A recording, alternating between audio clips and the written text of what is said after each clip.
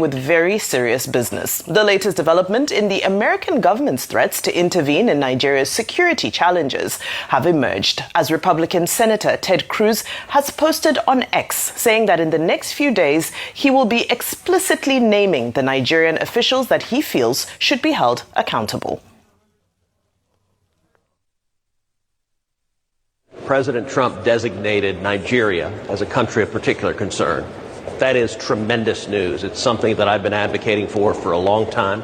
There is no country on earth where Christians are more persecuted than Nigeria. Since 2009, more than 50,000 Christians have been murdered by Boko Haram and radical Islamic extremists. More than 20,000 churches and schools have been burned to the ground. I introduced legislation to direct the administration to designate Nigeria as a country of particular concern. President Trump has done that. Thank you, President Trump. We're going to keep the fight going to protect Christians. On his X account that accompanied this video, he also shared a statement, and that read, "I've been pushing for legislation to designate Nigeria as a CPC and to impose sanctions on the Nigerian officials responsible. Thank you to President Trump for his leadership in imposing the designation and, more broadly, for fighting to stop the murder of Christians in Nigeria. Now we should take the next step and hold Nigerian officials accountable. I intend to be very explicit about who they are in the coming days and weeks." Gang, gang. Rufai, you were saying you hope your name is not on the list.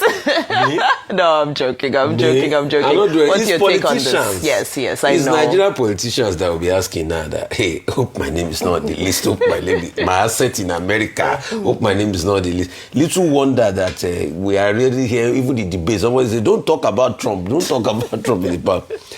But the truth is, the question will be, it's not just about naming names. What basis will he be naming those names? Are they going to also bring out the empirical research? Because we also run the risk of naming names out of vendetta. And it's not today politicians have been named in all of this insecurity.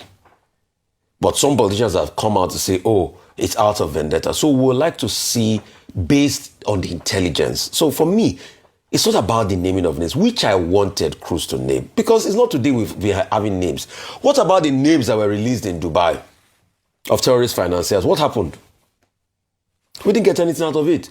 So if these names can come out, yes, but also the research behind the names, the intel, so America can release that credible intel so we can see it. But if you are just naming names and all of that, I don't think that's the way to go. We must also see the research and the rigor and the knowledge system behind it. Because, and by a lot of people have died. Mm-hmm. And we have no idea what it means to lose somebody that ought not to die. Mm-hmm. There are many cases, people have called me in the middle of the night for kidnapping and the like, and so many things like that. For killings, across this country, for Zabaramari farmers, there's lots happening. And people must be made to account for it. But most importantly, like I argue, apart from the calisthenics of the West and their own interest, we should solve that problem internally. Vimba, Nigeria has the capacity. We are ECOMOG. We shelled out $15 billion to defend other African countries and bring peace to Liberia.